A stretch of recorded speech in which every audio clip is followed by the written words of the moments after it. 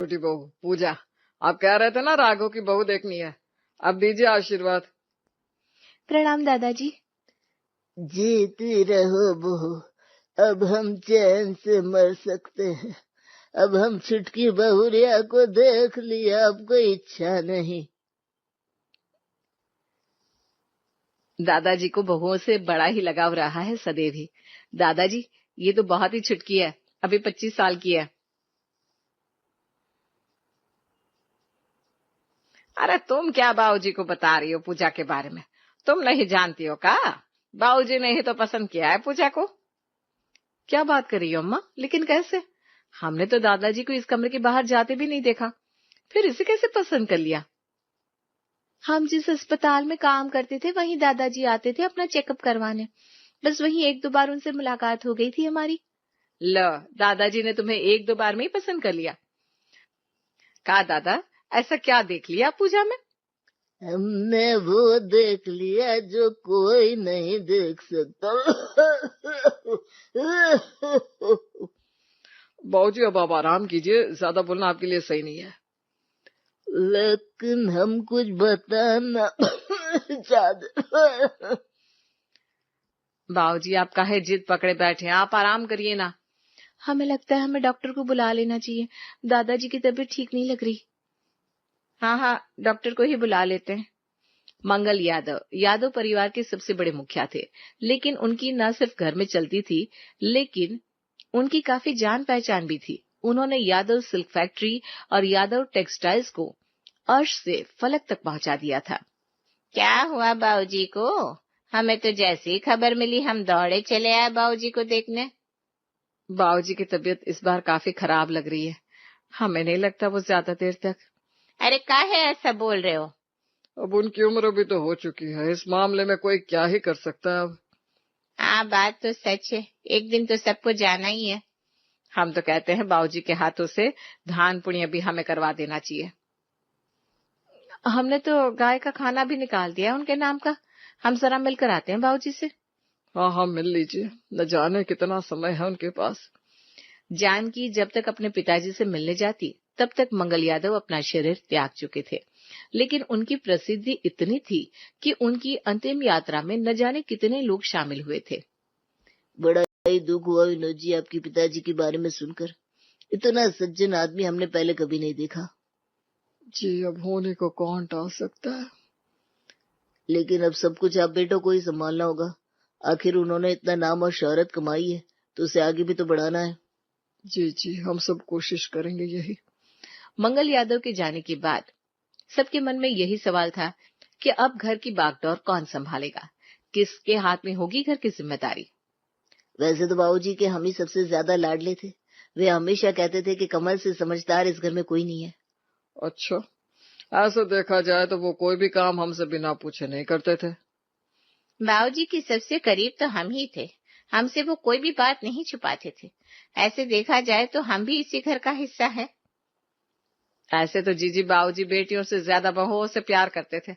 हमें लगता है कि हमें ही घर की सत्ता को संभालना चाहिए। बात तो बड़ी भाभी भी ठीक कह रही है, बहुओं को ही सत्ता मिलनी चाहिए। मैं भाभी के साथ हूँ। बहुएं तो फिर भी पीछे रह गई। आपको तो पता है दादाजी हमारे हाथ का ही खाना खाते थे और कहते थे अंजलि तू इस घर की रौनक है। आपको नहीं लगता कि हमें ही बनना चाहिए इस घर का अगला मुखिया? ऐसे तो कहते हैं दादा का अगला हकदार पोता ही होता है। आपको क्या लगता है, हम तो पैदाइशी मुखिया है। अरे सभी मुखिया तो नहीं बन सकते ना, अब फैसला कैसे होगा। बिहार में हो रहे चुनाव की सबसे बड़ी खबर, अभी तक रोड नहीं बने, पूरे नालों में देखे जा सकते हैं सांप और किए जा रहे वोट चोरी। क्या होगा बिहार के इलेक्शन का हाल? बिहार की इलेक्शन की बात सुनकर यादव परिवार में भी इलेक्शन की धूम सी मच गई। कौन होगा नया मुखिया? इस दौड़ में अब सभी अपना योगदान देने में लग गए और तय हुआ कि इस महीने के अंत में वोट्स लिए जाएंगे और बहुमत वाला सत्ताधारी ही घर की कुर्सी संभालेगा। अच्छा, हम ये कह रहे हैं कि आज से हमने घर में कुछ नौकर भी लगवा दिए हैं। और क्या है ना, काम ज्यादा रहता है तो वो लोग मदद कर देंगे। घर में नौकर काम के लिए नहीं बढ़ाए गए, इसलिए बढ़ाए गए कि वक्त आने पर इन्हें वोट दे सके। वो हम सब समझते हैं। हम भी यही सोच रहे थे कि गार्डन में माली भी ठीक से काम नहीं कर पा रहा है, इसलिए 3-4 माली और रख लेते। क्या कहते हो भैया, सही किए ना? सही है, सही है। काम ज्यादा है तो काम करने के लिए लोग तो रखने ही पड़ेंगे। अच्छा बाबूजी, घर में जितने भी नौकर चाकर हैं, माली हैं, वर्कर्स हैं, सभी के वोट्स लिए जाएंगे ना? हाँ, तभी तो तय होगा कि कौन इस लायक है कि घर का मुखिया बन सकता है। अच्छा, तभी ससुर जी और ताया जी लोग इकट्ठा करने में लगे हुए हैं।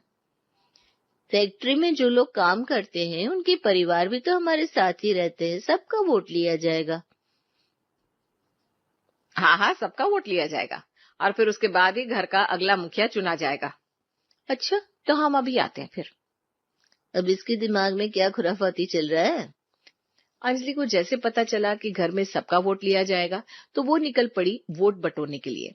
उसने घर में जितने भी लोग काम करते थे उनके लिए खाना बनाना शुरू कर दिया। अरे दीदी, का है खाना बना रही है, हम बना देते हैं। अरे आप सब लोग सारा दिन मेहनत करते हैं, थोड़ा सा आराम कर लो, आज हम सबके लिए खाना बना देते हैं। आज अंजलि भाभी को क्या हो गया? वैसे तो रसोई में पैर तक नहीं रखती, आज हम सबके लिए खाना बना रही है। देखो सुषमा, अब तुझे तो पता है कि हम कितने नाजुक दिल के हैं। दादाजी के जाने के बाद किसी को तो इस घर को तुम लोगों को संभालना ही है। अब हमें कोई लालच नहीं है इस कुर्सी का, लेकिन हम चाहते हैं किसी जवाबदार व्यक्ति को ये काम सौंपा जाए। हाँ भाभी, बात तो आपकी सही है, लेकिन इस घर में ऐसा कौन है, आपको क्या लगता है? देख ना, तू ही ध्यान से देख, ऐसा कोई तो होगा जो लोगों की मदद करता हो, उनके लिए खाना बनाता हो, उनकी तकलीफ को समझता हो। सुषमा, ये ले तेरे बेटे की नई यूनिफॉर्म, अब उसे पुराने वाली मत पहनाना, ठीक है? मैंने 2-2 ला दी है उसके लिए, और ये कुछ किताबें और कॉपियां भी है, ये भी उसे दे देना। अरे भाभी, अब जब से इस घर में आए हो तब से वो खुशी से स्कूल जाने लगा है।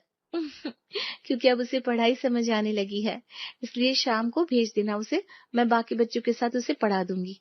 जी भाभी। अरे तू छोड़ इसे, तूने सोचा कि वो व्यक्ति कौन है जो सबकी मदद करता है, सबके लिए खाना बनाता है? अरे पूजा भाभी है ना, कितनी अच्छी है, सबकी मदद कर देती है, शाम को हम सबके बच्चों को पढ़ाती भी है। अरे वो 25 साल की लड़की है, अभी अभी आई है इस घर में, तू उसे छोड़। देख, तू हमें कितने वक्त से जानती है, तुझे नहीं लगता कि हमें ही घर की बागडोर संभालनी चाहिए? नहीं, क्या? मेरा मतलब है हाँ हाँ भाभी, मेरे को भी यही लगता है, आपको ही अगला मुखिया होना चाहिए, मैं आपको ही वोट देगी पक्का। हाँ, वो तो देख, तुम सबकी इच्छा है, मैं तुम लोगों को फोर्स नहीं कर रही हूँ, लेकिन अगर मैं जीत गई ना तो फिर देखना, मैं रोज तुम लोगों के लिए खाना बनाऊंगी। देखा कंचन, तेरी बहू कैसे सबको अपनी तरफ कर रही है। हाँ भाभी, कुछ तो करना ही होगा हमें, कहीं ऐसा ना हो हम यूं ही बैठे रहे और ये बहू गद्दी ले जाए। अरे हम भी पक्के बिहारी है, छोड़ेंगे नहीं ऐसे गद्दी।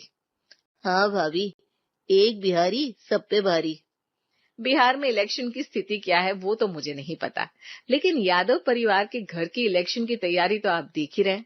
हर कोई सत्ता पाने के लिए अलग अलग तरीके से सबको रिझा रहा है।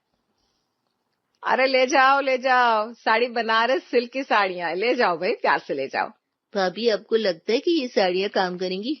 अरे ये बनारसी सिल्क की साड़ियां हैं, इन घर के नौकरों ने तो देखी भी नहीं होगी कभी, इस पर इनका मन जरूर फिसल जाएगा।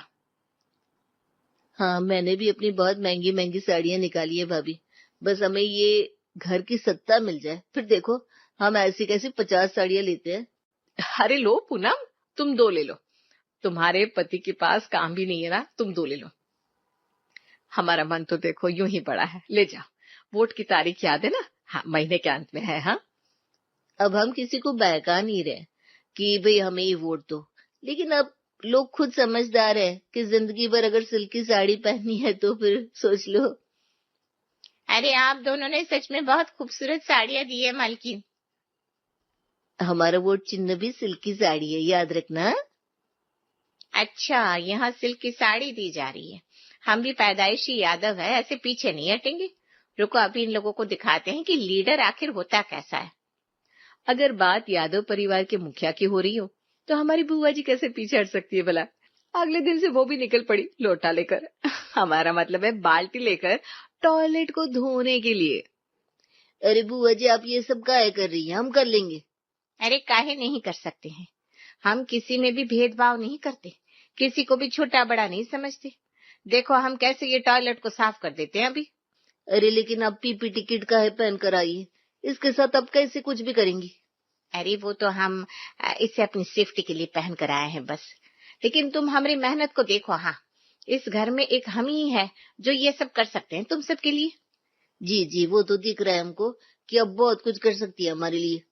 अरे ये छोड़ो, ये लो महीने भर के साबुन, महीने भर का राशन, महीने भर की सब्जियां। वैसे देखो ना, हमें कोई लालच नहीं है कि हम इस घर की मुखिया बने, लेकिन अब हम भी इस घर की बेटी हैं। आप ही बताओ, हमारा भी कुछ अधिकार है कि नहीं इस घर पर? जी जी बिल्कुल है बुआ जी, आपने हमारे लिए इतना किया है, हम तो आपको ही वोट देंगे। ये सब आपके लिए ही तो कर रहे हैं। आप खुश तो हम सब भी खुश रह सकते हैं, वरना हमें ये सिर्फ वोट इलेक्शन से कोई मतलब ही नहीं है। लेकिन हाँ देख लो, अब हम अगर इस घर के मुखिया बन गए तो फिर आप लोगों को हर महीने साबुन, राशन, सब्जियां मिलती रहेंगी। भैया देख रहे हो जीजी को, ये तो हमसे भी आगे निकली, इन्होंने कितने सारे वोट्स अपने खाते में डाल लिए। अरे ये जो राशन, साबुन और सब्जियां है ना, ये सब जीजी 2 नंबर की बाजार से लाई है। चलो दिखाते तुम्हें। अरे जीजी क्या कर रही है? अरे ये दोनों कहाँ से आ गए अब? अरे ये साबुन दे रही हैं आप? हाँ, ये वाला ही ना? अरे रे, ये साबुन तो बड़ा ही घटिया आता है, आपको पता नहीं है क्या?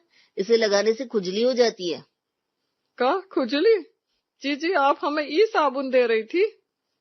और ये राशन में तो कितनी सारी चींटियां लगी हुई है, देखो जरा। अरे काहे की चींटियां का चुना है?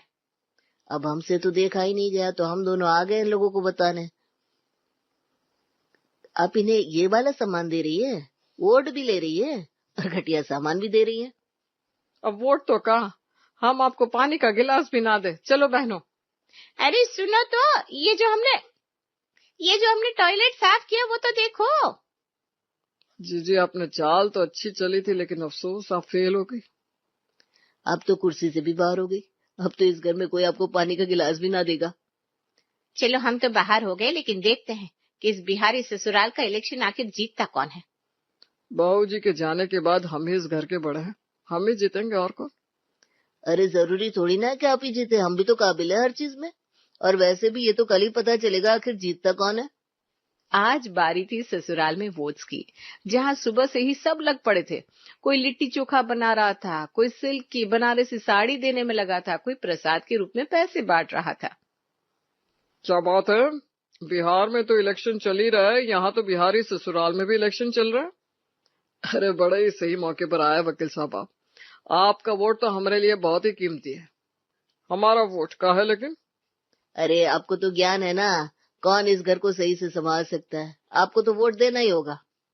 लेकिन हम वोट। आप ये सब छोड़िए, ये लीजिए लिट्टी चोखा खाइए। आज हमने सबके लिए अपने हाथों से बनाया है। अरे वाह बहुरानी, आप खाना भी बना लेती है। हमें तो लगा था कि आप केवल बातें बनाना ही जानती होंगी। क्या? नहीं नहीं कुछ नहीं, लाइए लिट्टी चोखा खा लेते हैं। अरे आप इसे छोड़िए, आप ये देखिए असली सिल्क की साड़ी भाभी जी के लिए। उन्होंने ऐसी साड़ी आज तक देखी भी नहीं होगी कभी। कमाल है, सच में बढ़िया साड़ी है ये तो। अरे ये हमारे अलमारी की सबसे महंगी साड़ी है वकील साहब, आपको तो पता है हमारा दिल कितना बड़ा है।